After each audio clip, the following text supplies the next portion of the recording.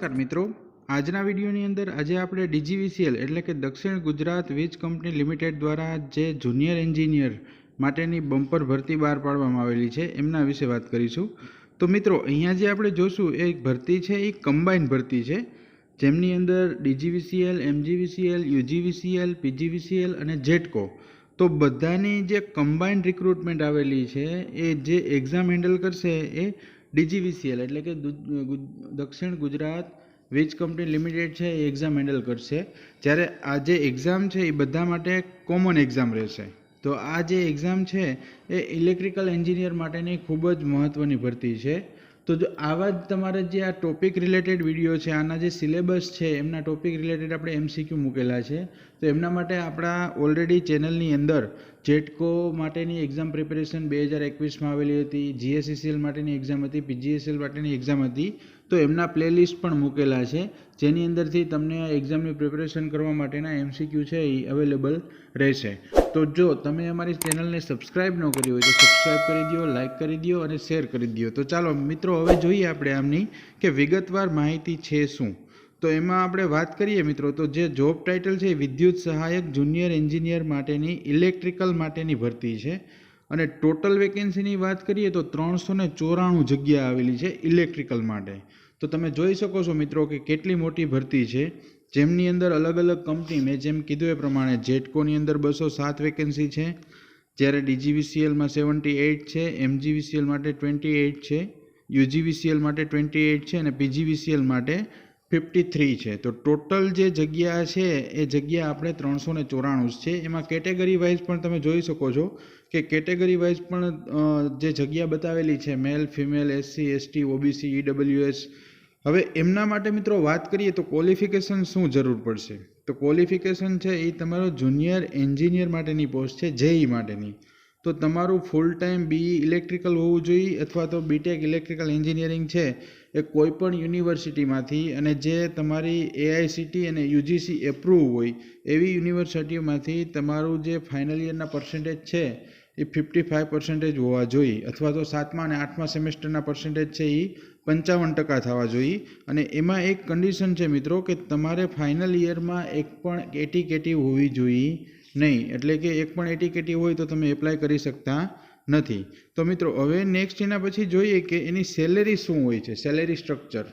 તો જો ખૂબ જ સારી સેલેરી મળવાપાત્ર છે, જેમાં પહેલા વર્ષ માટે 48,100 રૂપિયા પર મંથ સેલેરી મળે છે, જ્યારે બીજા વર્ષ માટે તમારી 50,700 રૂપિયા સેલેરી છે એ મળવાપાત્ર છે। તમારો બેઝિક સ્કેલ પણ અહીં બતાવેલો છે, એના સિવાય ટીએડીએ, રેમ્યુનેશન જે અમુક મળવાપાત્ર ભથ્થા હશે એ મળશે, બાકી પહેલાં 2 વર્ષ માટે નહીં મળી શકે।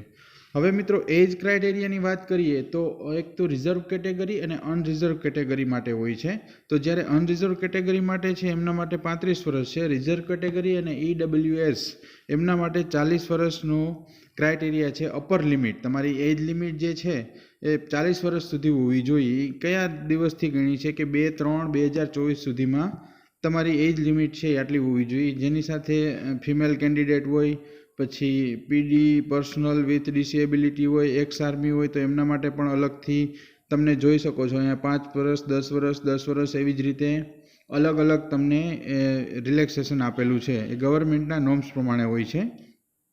ત્યારબાદ વાત કરીએ મિત્રો તો ઇમ્પોર્ટન્ટ ડેટ્સ, તો ઇમ્પોર્ટન્ટ ડેટ્સ માટે ઓનલાઈન જે એપ્લિકેશન છે એ તમારી 12/3/2024થી સ્ટાર્ટ થઈ ગઈ છે અને જે લાસ્ટ ડેટ છે એ 1/4/2024, એટલે કે તમારી પાસે બહુ ઓછો ટાઈમ છે જો તમારે રિક્રુટમેન્ટમાં પાર્ટિસિપેટ થવું હોય અને એક્ઝામની પ્રિપેરેશન કરતા હોય તો એમના માટે જે વેબસાઇટની લિંક આપેલી છે એ લિંક ઉપર તમે જઈ અને તમારું ઓનલાઈન રજિસ્ટ્રેશન કરાવી શકો છો।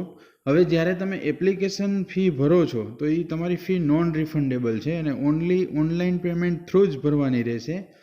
તો એમના માટે કેટેગરી વાઇઝ પણ જે છે ફી અલગ છે, જ્યારે અનરિઝર્વ કેટેગરી છે, એસસીબીસી છે અને ઈડબ્લ્યુએસ તો એમના માટે 500 રૂપિયા ફીસ છે અને ઇન્ક્લુઝિવ ઓફ જીએસટી, એટલે જીએસટી તમારું બાદ થઈ જાય છે,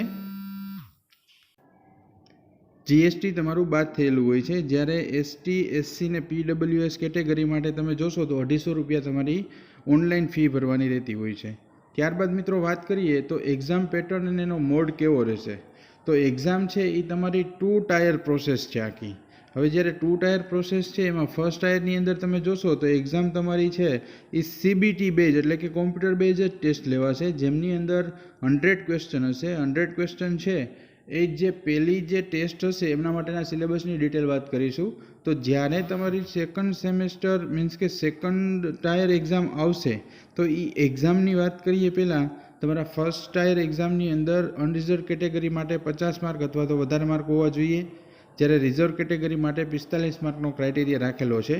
જો 45 માર્ક કે 50 માર્ક કરતાં તમારા માર્ક વધશે તો જ તમે સેકન્ડ ટાયર એક્ઝામની અંદર એલિજિબલ થઈ શકશો.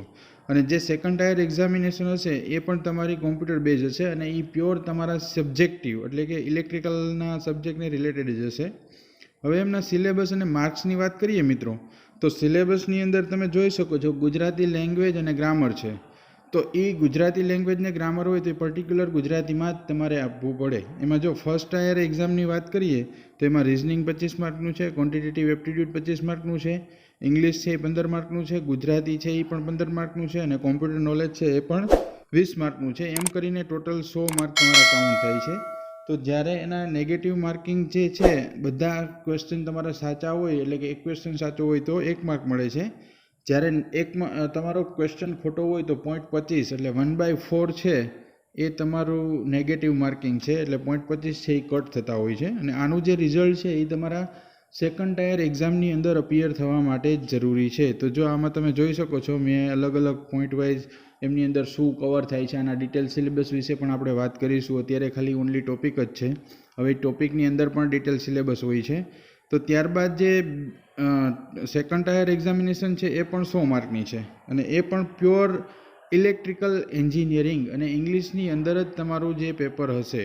તો એમના અંદર ટોપિકની વાત કરીએ તો બેઝિક ઇલેક્ટ્રિકલ એન્જિનિયરિંગ છે, power system planning design and engineering છે, ટ્રાન્સમિશન લાઇન એન્ડ સબસ્ટેશન છે, પાવર સિસ્ટમ પ્રોટેક્શન છે, electrical machine, DC battery system, earthing system, AC and DC, EHV transmission line and network, electrical materials, SCADA, PLC SCADA, પછી capacitor and reactor, STATCOM, SVS, reactive power management, role of IT application in power generation, transmission and distribution network.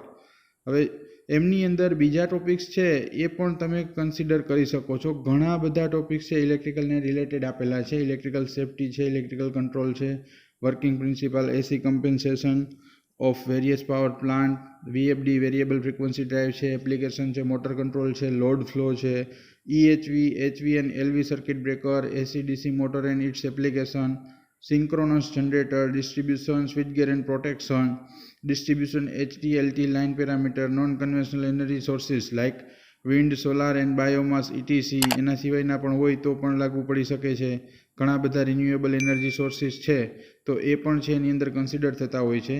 Energy storage technique છે, renewable energy integration છે, measurement of electrical power, distribution network, fault analysis, protection scheme and coordination in distribution system, power transformer, distribution transformer, present scenario in the power sector in India, optical fiber, PLCC, power line carrier communication, load and grid management. તો આ બધા topic છે એ particular electrical engineering માટેના જ છે અને જે એકથી તમે 8 સેમેસ્ટરની અંદર સ્ટડી કર્યા હોય છે એ જ બધા હોય છે. હવે આની અંદર પણ ડિટેલ હોય છે તો એ ડિટેલ માટેનો પણ આપણે એક વિડીયો બનાવીને આપણે મૂકશું. તો જો મિત્રો તમને આ વિડીયો મારો પસંદ આવ્યો હોય તો લાઇક કરજો, શેર કરજો અને સબસ્ક્રાઈબ કરજો. અને આમની અંદર પણ જો હજી તમને કાંઈ પણ ક્વેરી આપેલી હોય તો હેલ્પ ડેસ્ક એક આપેલું છે જેની અંદર તમારા જે હેલ્પ ડેસ્કના નંબર આપ્યો છે 026125061189 એ તમારા 11 થી 6 ની વચ્ચે અવેલેબલ હોય છે જ્યારે વર્કિંગ અવર્સ હોય ત્યારે. અથવા તો તમને કોઈ પણ ક્વેરી હોય તો તમે ઈમેલ થ્રુ પણ આ career@dgvcl.co.in ઉપર તમે તમારી કંઈક પણ ક્વેશ્ચન છે એ રજૂઆત કરી શકો છો અને માહિતી મેળવી શકો છો. Thank you for watching my video. Thank you so much.